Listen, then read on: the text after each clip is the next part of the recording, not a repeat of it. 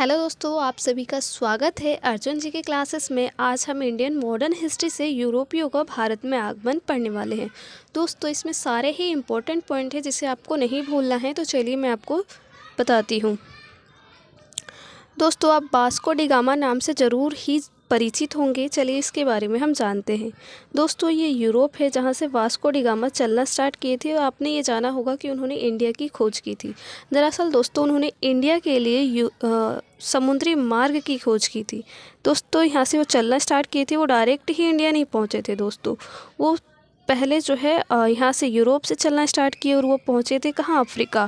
फिर दोस्तों वहाँ से वो इंडिया पहुँचे थे। ये इंडिया का दक्षिणी भाग है दोस्तों, इसलिए आप देखेंगे कि जो भी विदेशी आए थे वो ज़्यादातर भारत के दक्षिण पार्ट में ही, उत्तर तक वो बाद में पहुँचे थे। पहले वो उन्होंने यहीं पर अपनी जो कंपनी है वो स्थापित किया था। चलिए दोस्तों आगे हम जानते हैं और इस चैप्टर को समझते हैं। दोस्तों इसमें दो डेट आपको पक्का ही याद रखनी है जो कि एग्ज़ाम में पूछे जाते हैं। कंपनियों के आगमन का जो डेट है, जो क्रम है, वो आपको याद रखना होगा, और कंपनी की जो स्थापना हुई, दोनों ही अलग अलग चीज़ें हैं और आपको याद रखना होगा। आप देखेंगे कि जब ये आए और जब इन्होंने अपनी कंपनी की स्थापना की, उसमें काफ़ी गैप है। ठीक है दोस्तों, इसलिए आपको याद रखना होगा। सबसे पहले पुर्तगाली आए थे दोस्तों। वो कब आए थे? वो 1498 में आए थे। फिर डच आए थे 1595 में, और फिर अंग्रेज़ आए थे 1600 में, जिसके बाद फ्रेंच आए थे। ठीक है दोस्तों, 1664 में। उसके बाद आप देखेंगे कि जो पुर्तगाली हैं उन्होंने कहाँ स्थापित किया था? 1503 में कोचीन में स्थापित किया था दोस्तों। ठीक है, अंग्रेज़ 1600 में आए थे, लेकिन आप देखना 1608 में इन्होंने सूरत में अपनी कंपनी की स्थापना की। वहीं पर डच 1602 में और 1605। आपको दो डेट इसके बारे में पढ़ने को मिल सकता है, इसलिए ही मैंने दोनों ही लिखा है। ठीक है दोस्तों, उसके बाद फ्रांसीसी 1668 में सूरत में इन्होंने अपनी कंपनी की स्थापना की थी। ठीक है दोस्तों, आप इसके लिए कोई भी ट्रिक यूज कर सकते हैं, आप खुद बना लेना। वैसे आप इसे डायरेक्ट याद रखेंगे तो ज़्यादा ही अच्छा होगा। चलिए हम आगे समझते हैं।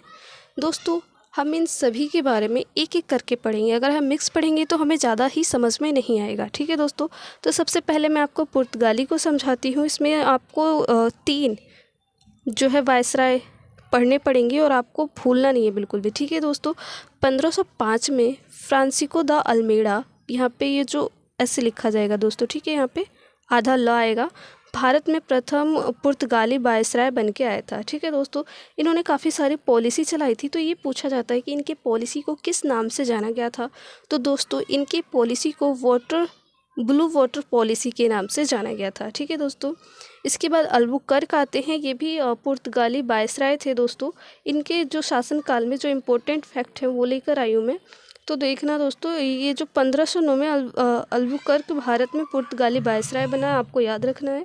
उसके बाद इन्होंने 1510 में बीजापुर आदिल शाह से गोवा को जीत लिया। ठीक है दोस्तों, आदिल शाह से गोवा को इन्होंने क्या किया था? 1510 में जीत लिया था और 1509 में आए थे। तो अगर ये क्वेश्चन आ जाता है तो आप इजीली कर लेना। सबसे पहले जो आए थे वो अल्मेड़ा थे, उसके बाद जो आए वो अल्बुकर्क थे। ठीक है दोस्तों, अब हम आगे चलते हैं और एक और है। उसके बाद हम डच को पढ़ेंगे। डच में ज़्यादा आपको याद नहीं रखना है।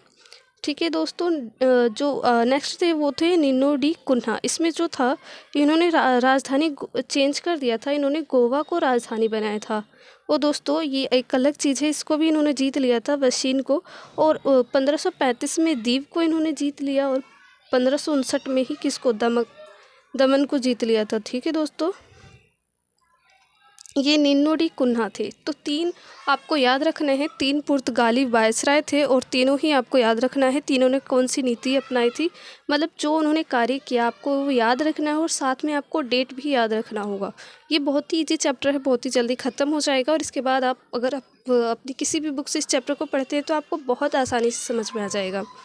डच दोस्तों, डच भारत में अंतिम रूप से पतन हो गया था इनका। कब हुआ था? तो 1759 में हुआ था, यही पूछा जाता है। और किस युद्ध के तहत हुआ था? बेदरा युद्ध था दोस्तों। बेदरा युद्ध डच और अंग्रेज़ों के बीच हुआ था।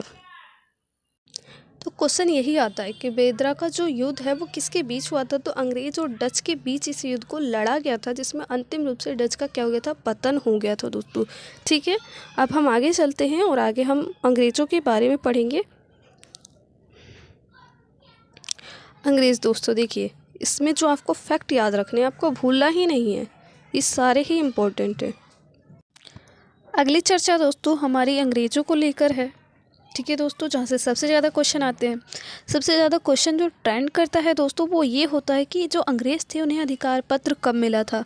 ठीक है दोस्तों, तो 31 दिसंबर 1600 में इन्हें अधिकार पत्र दिया गया था एलिजाबेथ के द्वारा। ठीक है दोस्तों, रानी एलिजाबेथ प्रथम ने ईस्ट इंडिया कंपनी को अधिकार पत्र प्रदान किया था। उस समय जो भारत के शासक थे वो अकबर थे दोस्तों।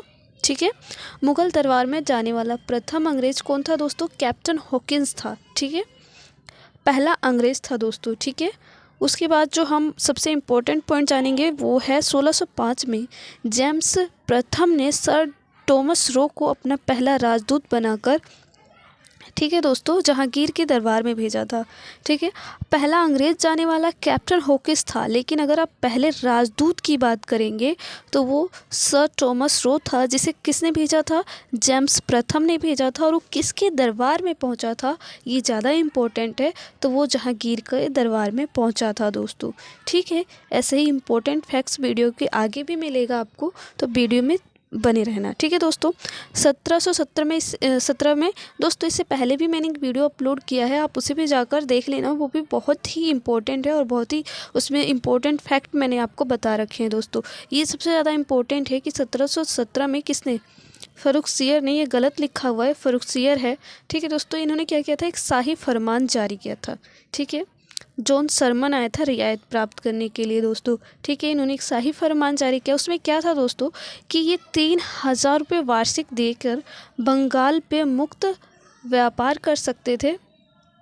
और यहाँ पे देखिए दोस्तों, ये 10,000 रुपये वार्षिक देकर सूरत मुक्त व्यापार कर सकते थे। यानी कि सिर्फ साल में एक बार पैसा देना था और पूरे साल क्या कर सकते थे दोस्तों? ये अपना व्यापार कर सकते थे। ठीक है दोस्तों, उसके बाद आगे देखिए, 1661 में पुर्तगाली राजकुमारी कैथरीन ऑफ ब्रेगेंजा और ब्रिटेन के राजकुमार चार्ल्स का विवाह हुआ। इस अवसर पे दहेज के रूप में पुर्तगालियों ने क्या किया दोस्तों?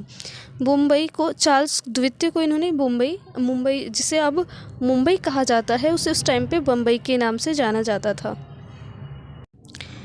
दहेज के रूप में चार्ल्स द्वितीय को इन्होंने बम्बई को दे दिया। ठीक है दोस्तों, आप देखिएगा, ये इन्होंने कंपनी स्थापना की, उसके बाद धीरे धीरे भारत को जीतते गए और पूरे ही भारत में एक टाइम ऐसा आया कि हम पूरी तरह से इनका गुलाम हो गए थे।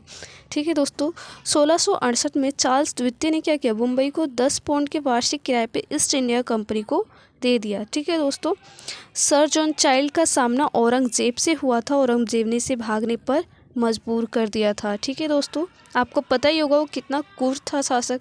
ठीक है दोस्तों, ये फोर्ट हैं जो कि बहुत ही ज़्यादा, ये सारे ही इम्पोर्टेंट फोर्ट है दोस्तों जो आपको याद रखने हैं। ठीक है दोस्तों, फोर्ट सेंट जॉर्ज मद्रास में है, फोर्ट विलियम कोलकाता में और फोर्ट लुई पांडिचेरी में है।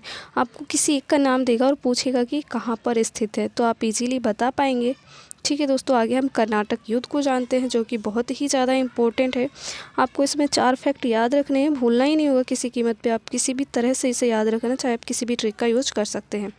पहली बात, तीन युद्ध हुए थे इसमें, प्रथम, द्वितीय, तृतीय। ठीक है, शासनकाल जो है आप देख सकते हैं यहाँ पे 46 से 48 तक, 49 से 54 तक, उसके बाद 56 से 63 तक। तृतीय को सप्तवर्षीय युद्ध के नाम से जाना जाता है, क्योंकि आप देखेंगे इसमें 7 वर्ष तक ये युद्ध चला था। इसमें कारण दे रखा है दोस्तों, जो प्रथम हुआ ऑस्ट्रेलिया के उत्तराधिकारी के लिए हुआ था, जबकि जो दूसरा हुआ हैदराबाद और कर्नाटक के उत्तराधिकारी के लिए हुआ था। 2 गुटों में हुआ था दोस्तों। ठीक है, उसके बाद जो सप्तवर्षीय युद्ध है वो यूरोप में हुआ था। इसमें अलग अलग संधि हुई थी दोस्तों, तीनों में ही, आप तीनों ही याद रखना किसी तरीके से। ला सापल का युद्ध संधि हुई थी, प्रथम में पांडिचेरी की और पेरिस की। ठीक है दोस्तों, थैंक यू सो मच।